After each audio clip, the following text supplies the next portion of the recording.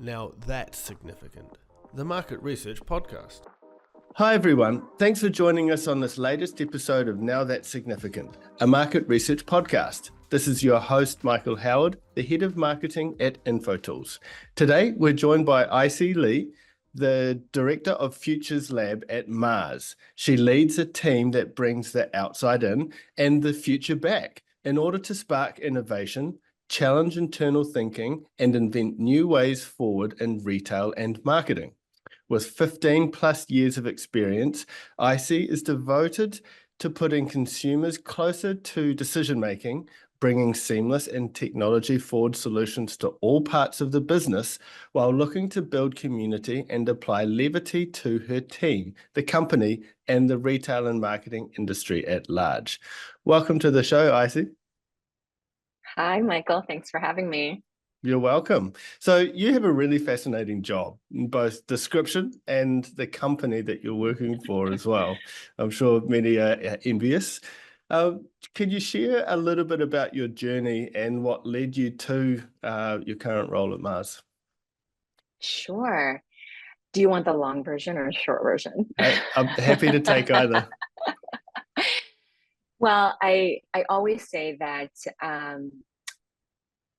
while I think people usually ask if I thoughtfully architected my career journey. I didn't, and it wasn't.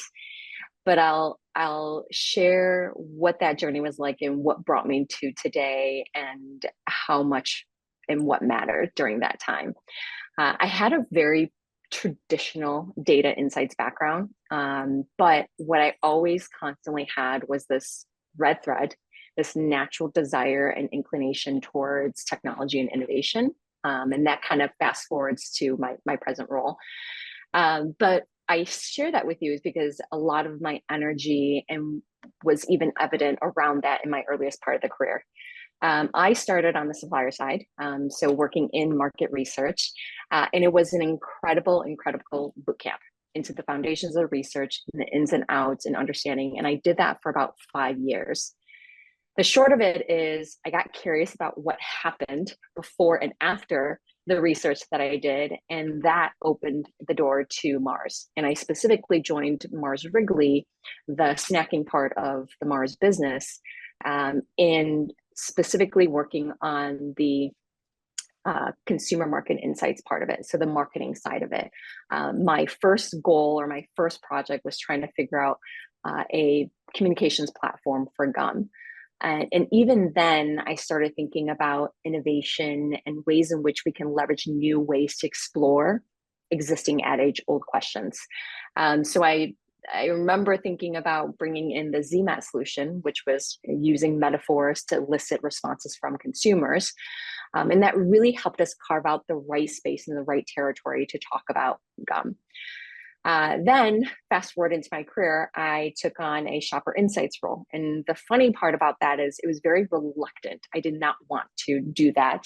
And funny enough, the larger part of my career has really been spent in shopper and retail part of it, even though I was a reluctant candidate. During that time, the reason why I was reluctant was I really enjoyed the marketing and the brand building side of it.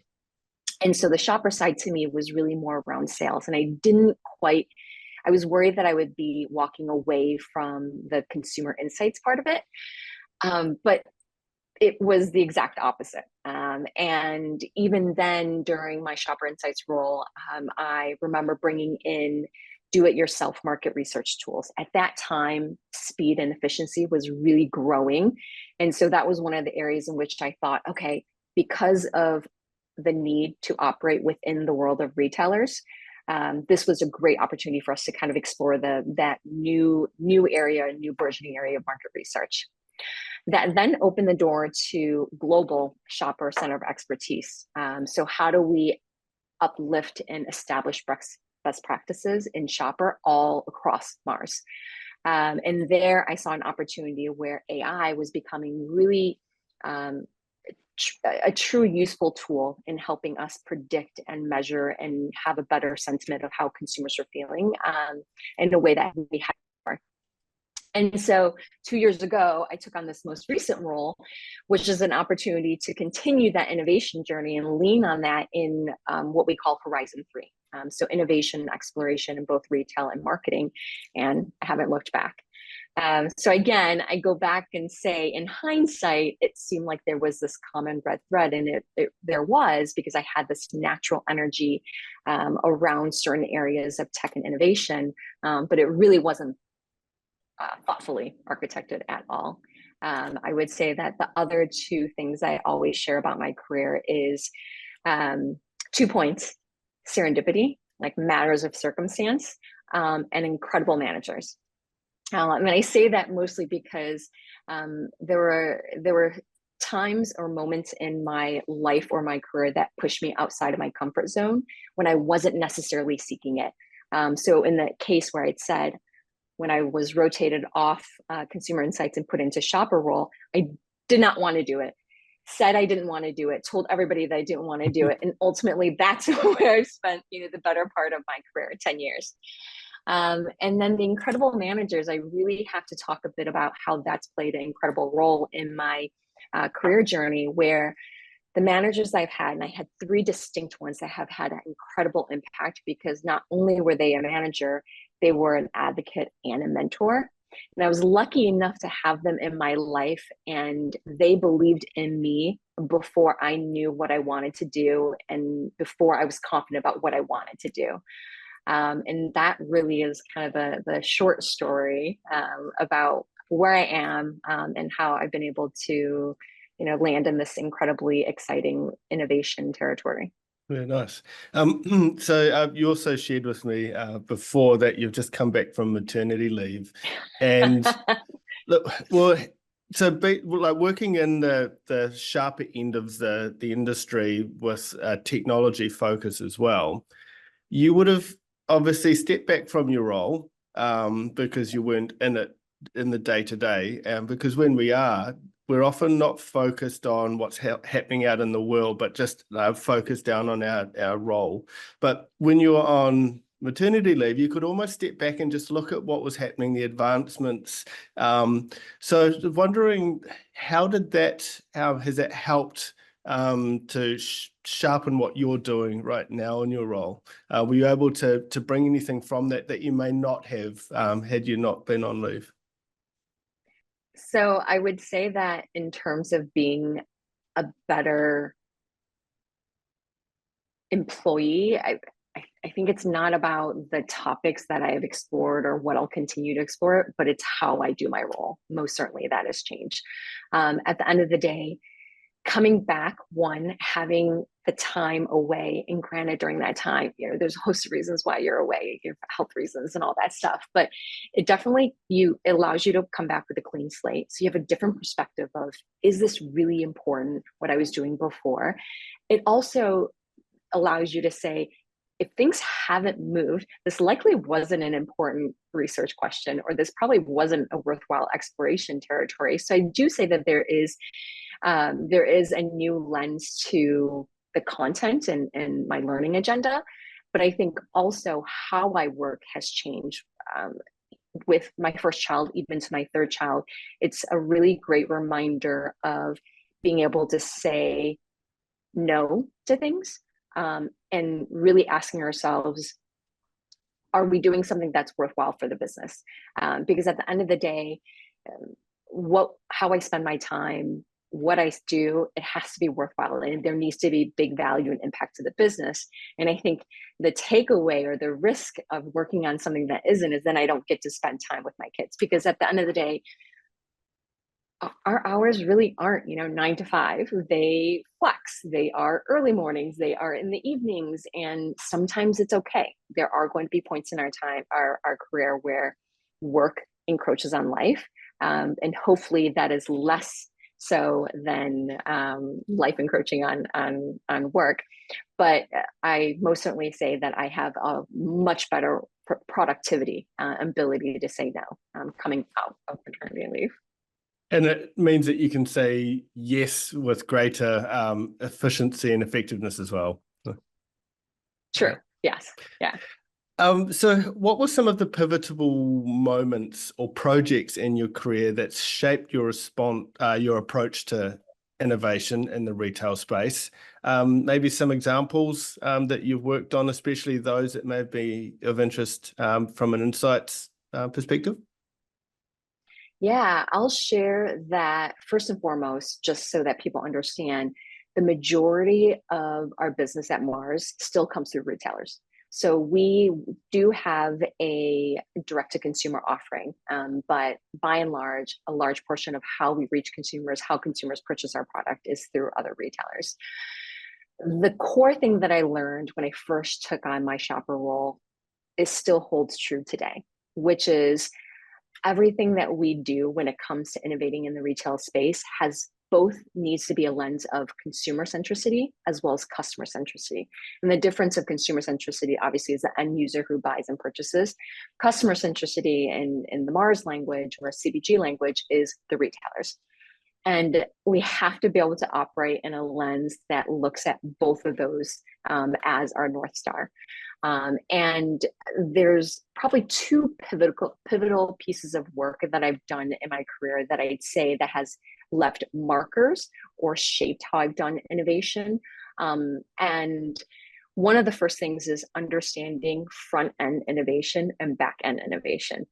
And I don't say that lightly because having spent some time, at least in the marketing side, you talk so much about what your brand could be, concepts, language, and beautiful packaging and all that stuff. But we have to know what type of impact that ultimately has when we make any sort of changes when it launches in retail. And retail is such a big, large cog or machine that any type of changes, small, requires a big undertaking. And that makes a difference of whether or not something's going to be adopted. And so I'd say having an understanding of not only what we're proposing to change at the front end, like that experience part, but then understanding how it actually gets done, what needs to happen, who in the organization, not just internally at Mars, but also at the retailer that needs to be part of that discussion. And I go back to a project that I worked on a while back ago, early in my career, where we were trying to support and partner with Sam's Club, Walmart, and 7-Eleven on evolutions of just changes how you shop, right? Like self-checkout, pick up, buy online, pick up in store. And we really need to take that lens because it wasn't simple enough to say, this is what consumers and shoppers want. We had to figure out logistically how our product would get into the hands of consumers. And that was a much bigger exercise than we had thought. And that make or breaks whether or not innovation is adopted. The second part I'll add to that, in addition to understanding front end and back end, is I would have to say being able to bring our capabilities to the table, knowing what we're good at, knowing what we're not good at is really important, and especially in new retail distribution channels. So for us, that means quick commerce, so Uber Eats, grocery aggregators. And there's something really incredible about leaning in on partnerships and joint testing. And that's to say, we know generally what impulse means and what that means in the science of decision and all that stuff. But this is actually a new arena, and how do we partner with them and say, let's do it together. Let's understand, you bring your expertise, we bring our expertise, and where do we, fill in with borrowing talent or buying talent to help fill in the rest. So I would definitely say understanding what our capabilities are for the right type of decision or discussion we're having has a huge impact in how I think about innovating at retail. Yeah, cool. I was wondering as well, so you said you made the move from marketing to shopper. Were there any instances that surprised you when you'd come up with some insights from the shopper's perspective that actually went and influenced the marketing? That win and influence our marketing, absolutely. I mean, we designate this term shopper and consumer as if there truly is different human nature. But if we are good at our job and we do what we do in the right type of way, it's about understanding the human insight, right? There certainly were times where what we had uncovered at the retailer conversion or the decision of picking up and putting in the basket most certainly influenced how we then impacted or learned on the marketing end. One thing that comes to mind was a project that we had worked on in terms of we're constantly trying to figure out how do we make the decision making easier at the store. That's probably the $1 million question that happens all the time, right? Especially when people don't want to be confused. People want to be in and out of the store as quickly as possible. So one of the things that we realized was how do we make sure that our product is easy to see, easy to find. And we decided that the most important part of innovating on new packaging was actually starting with the shoppers first. So much of what we do in my role on the consumer insights and the marketing was trying to figure out brand outward. Like, this is what we want to be as a brand. So therefore, this is the right offering and this is how we want to speak to people. But we never really thought about it in a way of what does a shopper need and what does a shopper want? And so one of the first things that we had done in a product innovation was actually start in the store. We mocked up some product, threw it in there, and try to figure out, is this doing what it needs to do? Because it was a very simple offering. We were trying to figure out price and pack and functionality and all that stuff. It was important that it stood out and people gravitated toward it, and they took away the main thing, which is value and large pack. And that couldn't have been done in a consumer wherever they are. It needed to be done in the store amongst decision making, amongst other elements in the shop. And so I think that's one thing that we have to think more about is product innovation should actually happen, and packaging innovation should actually happen with the shopper first. That's right. So I'm assuming that's what you were talking about from the bringing the outside in and the future back. A little bit. Yeah. Bringing the outside in and the future back. It's such it's an interesting tagline, which if you're in the know, you kind of in the know. I think when you're outside the organization, it doesn't have as much, it doesn't quite translate to it. But well, there's almost role, there's almost an M&M part of that, isn't there? The Marty McFly Back to the Future. Yes. That's funny that you say that, because when you look at the show now, what did it happen a couple of years ago? It happened a while back ago, and flying cars is still not a thing. Yes. And so that's actually a great example, Michael. But part of the bringing the outside in and the future back is how we think about setting up for success, future plans and strategies, thinking first from what's happening in the future state. So if we think about how can we change today and improve today, there's going to be inherently biases and things that you take into innovation because of certain constraints today, what you know today, but those might not matter. And so my role of bringing the outside in and the future back, one, we believe in the power of external voices. And so my day-to-day is being able to see around the corner.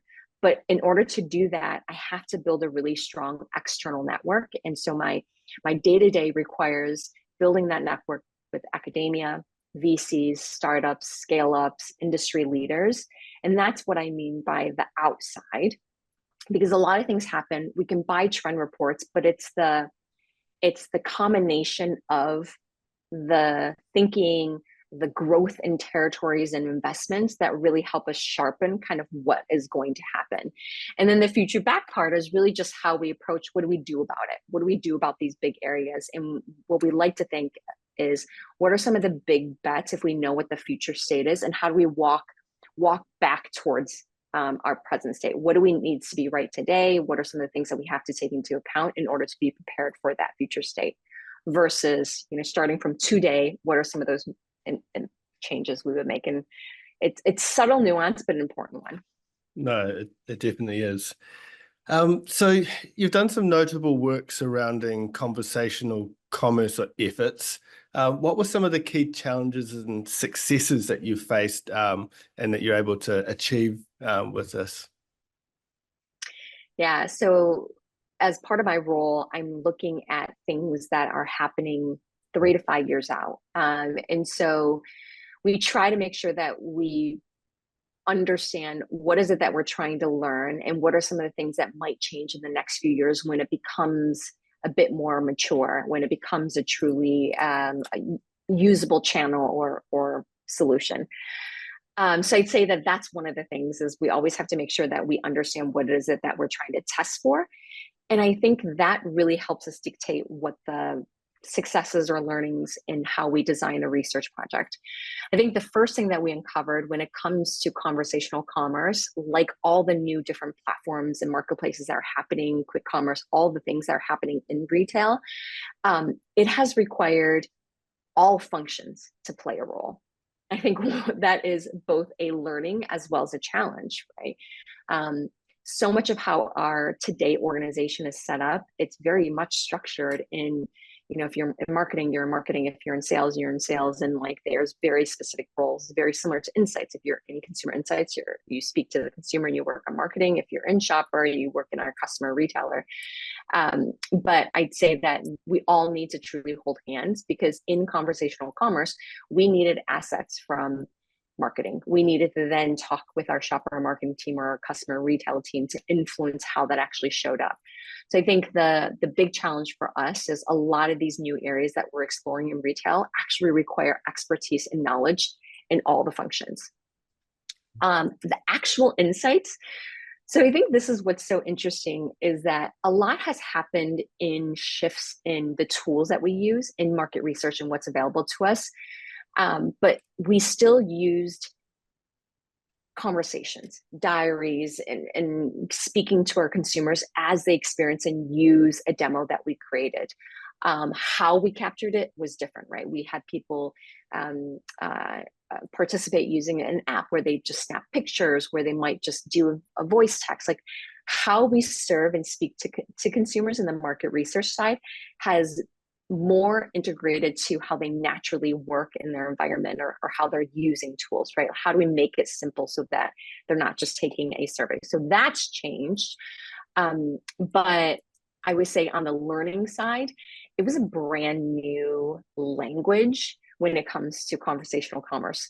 How all the things that we had learned about in e-commerce, which is, people had concerns about, size and pack and product when they were ordering, they weren't in the store and visually seeing that. There were similar things when you were using audio or text to make an order, is that trust and confidence that you're going to get what you want. And I think that's by and large one of the biggest barriers.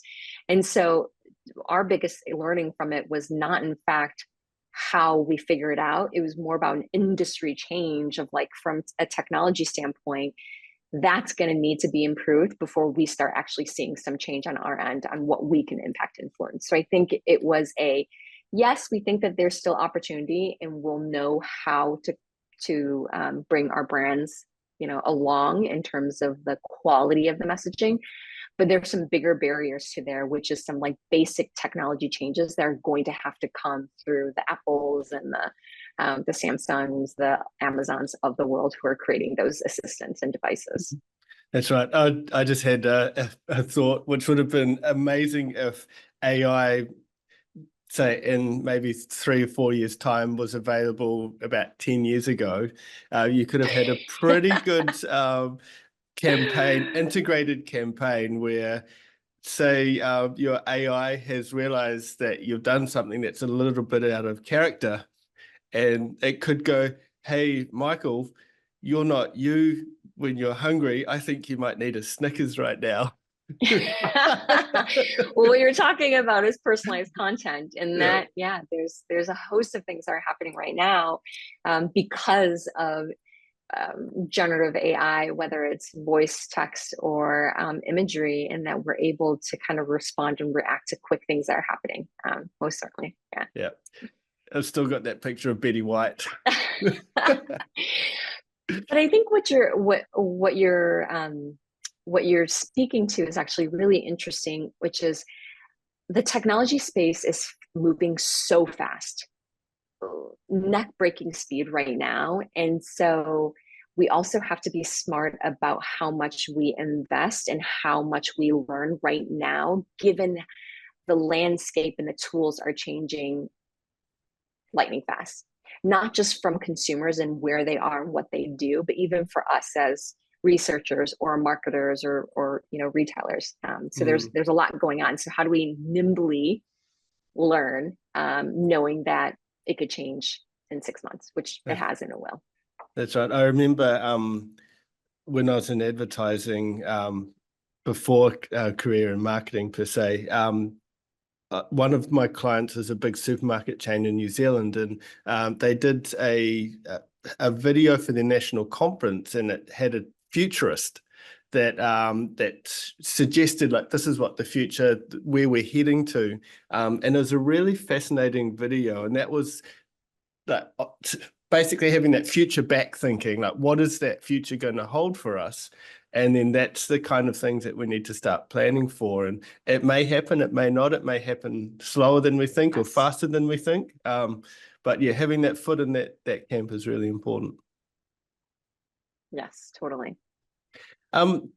So you recently spoke at the World Retail Congress, where you discussed the importance of humanizing retail. How do you balance leveraging data and technology with maintaining a human-centric approach?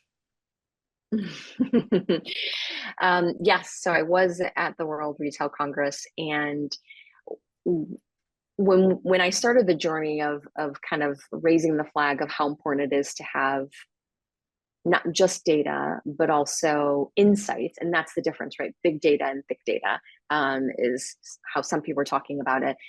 But it really isn't one or the other. And I think so much of the last couple of years has been this race for more data, getting data into a lake, being able to then query that data. And it was, my talk was specifically saying, hey, that's great, but that's not it. And that's not all. I firmly believe that it has to be a combination of data and human stories. And I think that's what is going to get us to being smarter and better and making the right sort of decisions. But they have distinct roles. It isn't one or the other, it's the combination.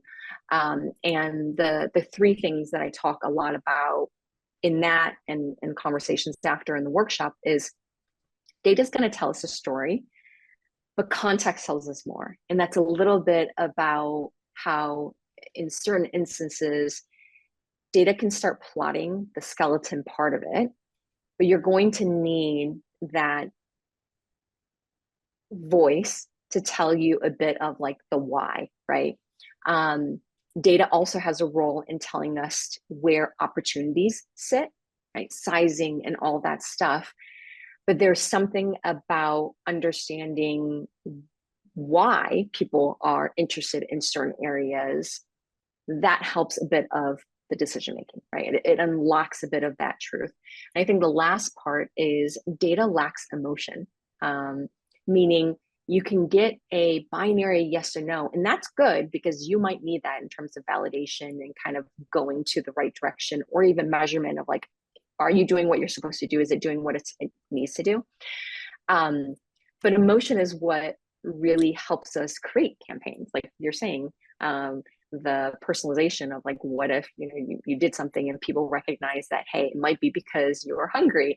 That requires us to know a bit of like the emotion part of it. We wouldn't have come up with that campaign if we didn't realize that being hangry was an emotion that truly comes into you and takes over you. And so I go back to say that texture is so important.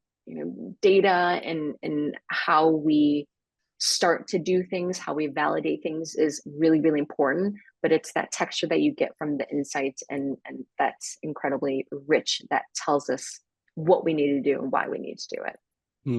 I really like that point that you started with, then the big data and thick data. It's a good way to see it. Yeah, and so I'll add one more thing, Michael. More recently, so I work in the global part of our business, but I was having a conversation with one of my colleagues in Mars Wrigley, and one of the areas that we're trying to figure out is quick commerce. So how do we think about tapping into impulse when it no longer is running into the store? Like how does some of our snacking categories make sense when you need it in a quick, convenient fashion? And my Mars Wrigley colleague was saying, we ended up designing a research where we spoke with consumers because we wanted to understand what they were doing in that matter of decision when they're making an order, and how our category can show up and matter, because it might not be that important to get a Twix bar or a Snickers bar in 30 minutes, right? And so talking to consumers, and they unlocked something where when people were making orders on their Uber Eats or DoorDash, they were all sitting on a sofa. And that, like, on the sofa was so incredibly important, because what it then unlocked was us figuring out, when you're on the sofa, how do you feel and what is it that you're doing? And it's about preservation of time. It's being able to do something and relax instead of running through a to-do list. And that starts helping us envision what's the language that we talk about our product. It's in service of giving you time back, right? And that's how we can start talking about our product in these quick commerce situations, where if we didn't have that, we might have been like, oh, well, quick is quick is quick. You want your Twix bar quick. And ultimately, that takes us in a totally different direction when it comes to marketing and how we think about our category. And it might not matter to people to get their Twix bar in 30 minutes, but it does matter of you can enjoy your time on your sofa, but also enjoy the treat. So it starts giving us a bit more of a unique, diverse message. Yeah, you could watch another episode or go out to the shops. I'm still watching. Yeah, that's right. Yeah, convenience ends up having a different, we learned that convenience ends up having a different meaning versus quick and speed. That's right. So what are some of the innovative tools or methodologies you've used to enhance customer centricity in your projects? Well, I would say that making sure that there is an opportunity for us to speak to people directly and hear verbatims from them. I think the richness in that is really, really important. And so I said this before, where fundamentally we want to be able to always have the voice of the shopper, voice of the consumer. How we are able to do that has been large part due to the evolutions in market research tools. So today, we are able to do that in a matter of an hour or 2 hours, where we might have had to plan 3 months out, if even a month out. And that feels like a lot of time in how we're making decisions today and how we need to be able to develop and be faster and agile. So the short of it is, we're still looking for the voice of the shopper. It's just done in different ways where it's quicker. There's on-demand communities that we can call up. There are even situations where recently I've used synthetic data. And when we couldn't reach out to hard to get consumers, when it doesn't make sense to do that, or even on a topic that is a really sensitive topic and they're hard to recruit, we've leveraged some newer ways of making sure that we get the voice of the shopper. Oh, what do you believe are some of the biggest barriers to achieving meaningful customer centricity then in retail today? This might be obvious, but I would say that insights in the wrong order. So while I think insights has become a really common core language and role in a lot of organizations, data, research teams, human intelligence team, but how the order in which you use it, the order in which they have a seat at the table is really, really important. And this remains true, where the risk is that insights and data is just confirmation. And with that, data is malleable. Right? You and I work in market research and data, and there's so many different ways in which you can make data support a story. So I'd say the biggest opportunity is making sure that we have it in the right order so that it starts inspiring and influencing, not necessarily just confirming things that we wanted to confirm. Mm. So it's almost like you're saying you've got the outside, sort of the outside and the future back. You're coming at it from both ways. You can do the traditional insights, but you need to be doing that future, feeding the what's next as well. Yeah. So how do you see the future of retail evolving in the next 5 to 10 years then? Particularly thinking the advancements of AI and data analytics. Yeah. I would love to hear what you have to say. Yeah. But I'll answer it in a couple different ways, if it's okay. I think there's still going to be the compass, or what is going to be the center point of why evolution happens or why retail is going to shift, and that's going to be convenience and shopper experience. At the end of the day, those are going to be the core tenets that has dictated why retail has changed and will continue to dictate how evolution has changed. That's why we have, quick commerce. That's why we have pickup and buy online, pickup in stores, all that. So I think that is always going to be the reason why we do things, the reason why we're seeing change, the pull, as it were. Where to play, I think, is really going to change. I think marketplaces and platforms are going to continue to grow, evolve, and possibly dominate. And vertical marketplaces, like specialty marketplaces, are probably going to see an opportunity to extend even in broader or larger areas. So I say, there might be a specialty grocery store that was just specialty grocery store, but at some point when they want to grow and take market share, they're going to want to grow into different categories, right? And so I think that there's a huge drive and need. People spend a ton of time in, TikTok shops. There's a reason for that. And so I will say that the biggest why I say marketplaces and platforms is it's going to be interesting to see who will continue to win the eyes and the wallets of shoppers. And I think who continues to get the eyes and the time of shoppers is who is going to also win in the wallets of the shopper. And I think that's why I see marketplaces and platforms growing huge. I do still think, I'm a firm believer that physical retail still has a heart and has a role. I absolutely do. When I was at the World Retail Congress, we spent some time with Gen Z sitting down and in a panel discussion with them. And one of the things that they say is, I want that in-life experience. So much of what I do can be done on my phone, on my laptop, but there are times when I want to do retail therapy. There are times where I want to stop and actually go on a exploration. And there's so many different things that people call it, an old adage is retail therapy, but to go on and touch things. And so I think there's always going to be an inherent need and desire to have that tactile and that experience to step away from what you could do easily online. And then the last thing I'll say is AI is going to surely change shopper decision making, and we already see it now. If I don't know what search engine that you use, I'm a Google person, but if you Google something now, how we get back some of that responses is now just a peer response, where before it gave you a list, you had to process and do a bit of triangulation of reading the reviews, the number of reviews, and where it's in stock. And now when you search for something, that first line or that first exploration, you're already getting a top one tier answer.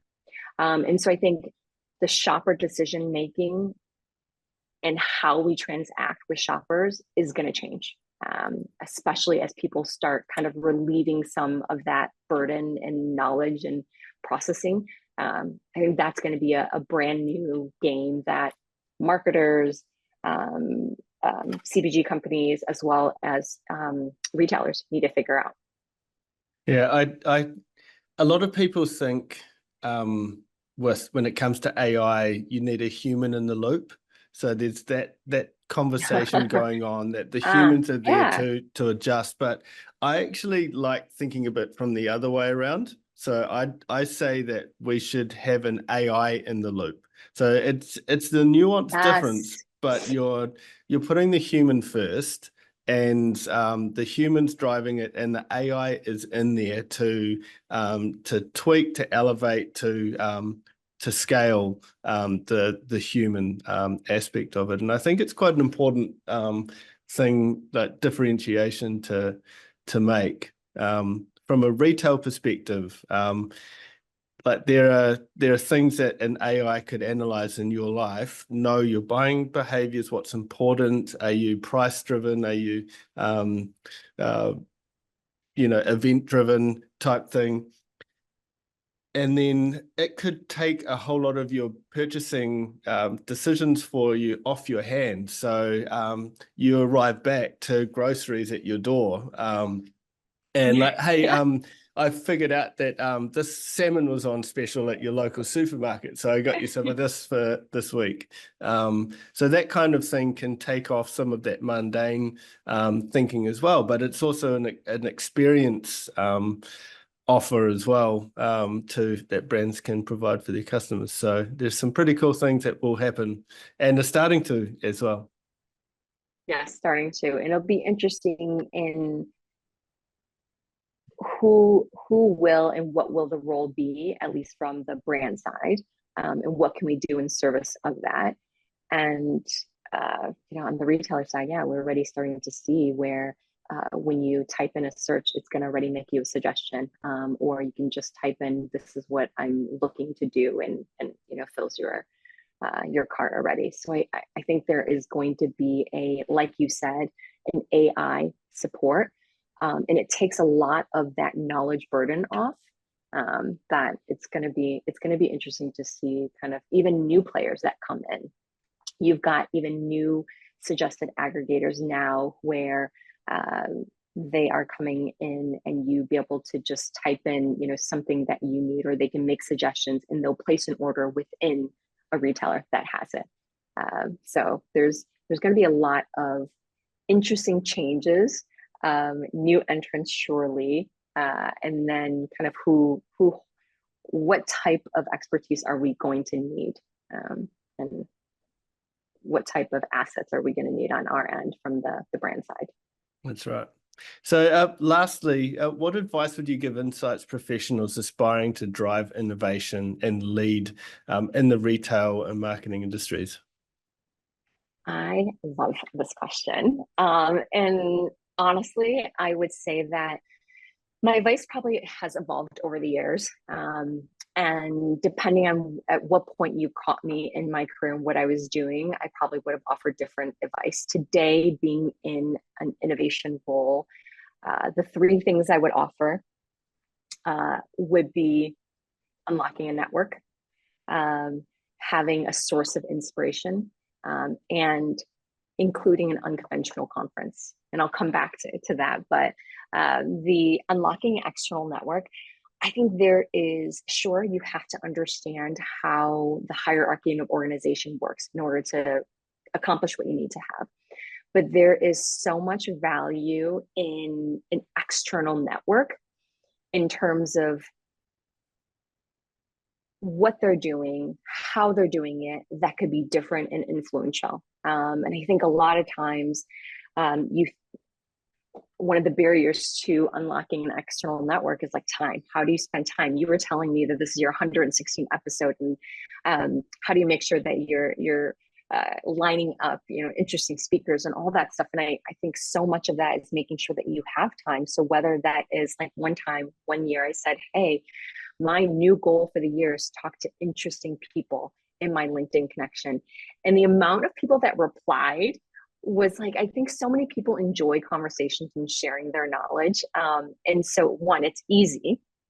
And then the other thing that I've been doing recently to kind of build my external network is also bound it within a certain time frame. So Thursdays happen to be the day that I dedicate to making sure that I spend some time speaking with external folks, whether it's partners that I already have or making new connections. And it makes it a bit more manageable because I think that's one of the things that might have prevented me from doing it more early on in my career. The second that I said was about having a book of inspiration. I find that, especially in innovation, I have realized that I am one of those people that inspiration does not come on demand for me. And as hard as I try, there are times where I sit down and I just can't think of something that is new, novel, inventive, or how I might answer a challenge or a brief in a new, different way. So it hits me different, and it hits me different at times and places. And so I have on my phone a folder that calls work inspo, where I take a screen grab, whether I'm on social media, I'm reading an article, where I might be having a conversation with somebody or listening to a podcast like yours, where when that inspiration strikes, I screen grab it and I save it so I can come back to it. And so I've got now a large folder. So I'll probably need to leverage AI to help me sort through all of that by themes and buckets. But I say it's really important to have a source of inspiration, especially when you're in innovation. And then the last part was unconventional conferences. Truly, if you have the ability to kind of hold a travel budget, make sure that you're going to what I would call the unusual suspects of a conference, where it's not, as market researchers and the audience that we have here, yes, you're going to go to market research conferences, you're going to go to trend conferences, but save a little bit of money to go to a conference that is unrelated to our area of expertise, because it's those inspiring from those industries and people that you wouldn't normally think about, that they're solving some of the same issues, like, how to be creative in a technology driven world. Like, those are people, those questions are being asked in future work conversations, in human, in like future of knowledge, like education, like fintech, like there's so many different things. And so I would say, if there's a way that you can kind of keep a bit of your travel budget, go to an unconventional conference. So those are the three things I would share today. Nice. A couple of comments on that. The first, space. Like, what's the snack industry going to be like when we're out traveling around the universe? Funny enough, last year I had a conversation with a NASA astronaut, and they are actually talking about food that could be sustainable, that could be grown and leveraged. So how do you produce food in space if it wasn't, because most of our space food is developed here, packaged so that it can, operate in the world. But they're having discussions about how do you make sure that you can either bring raw materials that can be created and developed there. So yes, you never know what's going to happen, but it is being talked about at NASA, or so I'm told.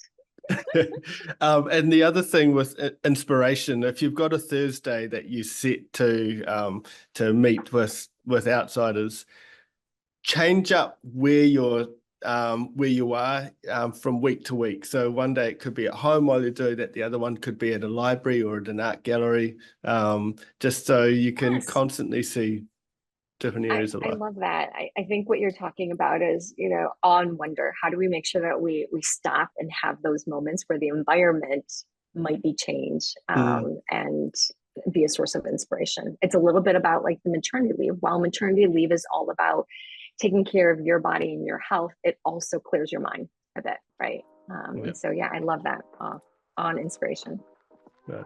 Well, this has been a really inspiring conversation. I thank you so much, AiCi. Thanks so much for having me, Michael. You're welcome. And thank you to those who have listened in as well. If you have liked what you've heard, please subscribe to the podcast, share it with others, or leave a review as well. We'd be very grateful. Until next time, Thanks for listening to Now That's Significant.